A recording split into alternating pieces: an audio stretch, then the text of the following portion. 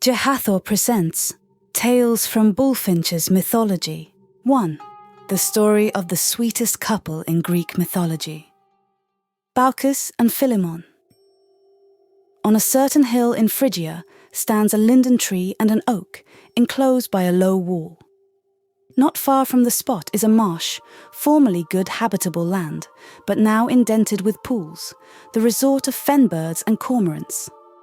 Once on a time, Jupiter, in human shape, visited this country, and with him his son Mercury, he of the caduceus, without his wings. They presented themselves as weary travellers at many a door, seeking rest and shelter, but found all closed, for it was late, and the inhospitable inhabitants would not rouse themselves to open for their reception. At last a humble mansion received them, a small thatched cottage, where Baucis, a pious old dame, and her husband Philemon, united when young, had grown old together. Not ashamed of their poverty, they made it endurable by moderate desires and kind dispositions. One need not look there for master or for servant. They too were the whole household, master and servant alike.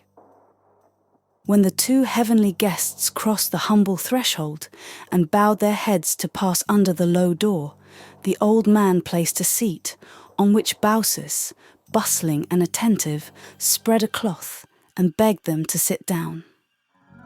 Then she raked out the coals from the ashes and kindled up a fire, fed it with leaves and dry bark, and with her scanty breath blew it into a flame.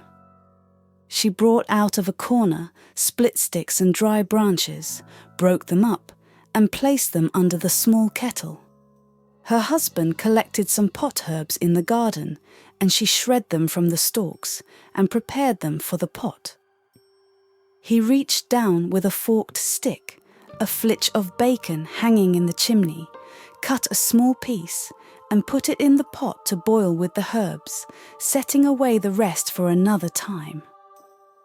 A beechen bowl was filled with warm water, that their guests might wash. While all was doing, they beguiled the time with conversation. On the bench designed for the guests was laid a cushion stuffed with seaweed, and a cloth, only produced on great occasions, but ancient and coarse enough, was spread over that.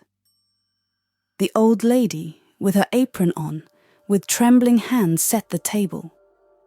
One leg was shorter than the rest, but a piece of slate put under restored the level. When fixed, she rubbed the table down with some sweet-smelling herbs. Upon it she set some of chaste Minerva's olives, some cornel berries preserved in vinegar, and added radishes and cheese, with eggs lightly cooked in the ashes. All were served in earthen dishes, and an earthenware pitcher with wooden cups stood beside them. When all was ready, the stew, smoking hot, was set on the table. Some wine, not of the oldest, was added, and for dessert, apples and wild honey, and over and above all, friendly faces and simple but hearty welcome. Now while the repast proceeded, the old folks were astonished to see that the wine, as fast as it was poured out, renewed itself in the pitcher of its own accord.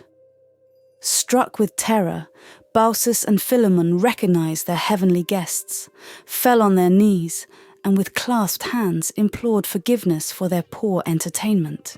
There was an old goose, which they kept as the guardian of their humble cottage, and they bethought them to make this a sacrifice in honour of their guests.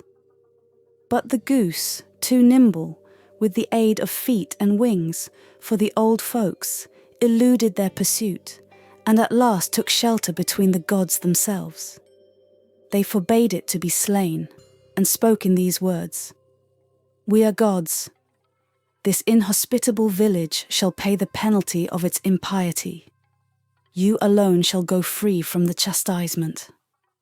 Quit your house, and come with us to the top of yonder hill."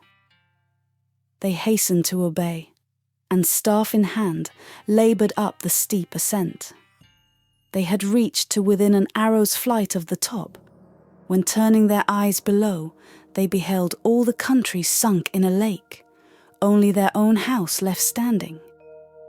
While they gazed with wonder at the sight and lamented the fate of their neighbours, that old house of theirs was changed into a temple. Columns took the place of the corner posts, the thatch grew yellow and appeared a gilded roof. The floors became marble, the doors were enriched with carving and ornaments of gold. Then spoke Jupiter in benignant accents. "Excellent old man, and woman worthy of such a husband, speak, tell us your wishes. What favour have you to ask of us?" Philemon took counsel with Baucis a few moments, then declared to the gods their united wish. "We ask to be priests and guardians of this your temple. And since here we have passed our lives in love and concord, we wish that one and the same hour may take us both from life, that I may not live to see her grave, nor be laid in my own by her." Their prayer was granted. They were the keepers of the temple as long as they lived. When grown very old, as they stood one day before the steps of the sacred edifice and were telling the story of the place, Baucis saw Philemon begin to put forth leaves, and old Philemon saw Baucis changing in like manner. And now a leafy crown had grown over their heads, while exchanging parting words as long as they could speak. "Farewell, dear spouse," they said together, and at the same moment the bark closed over their mouths. The Tyanean shepherd still shows the two trees, standing side by side, made out of the two good old people.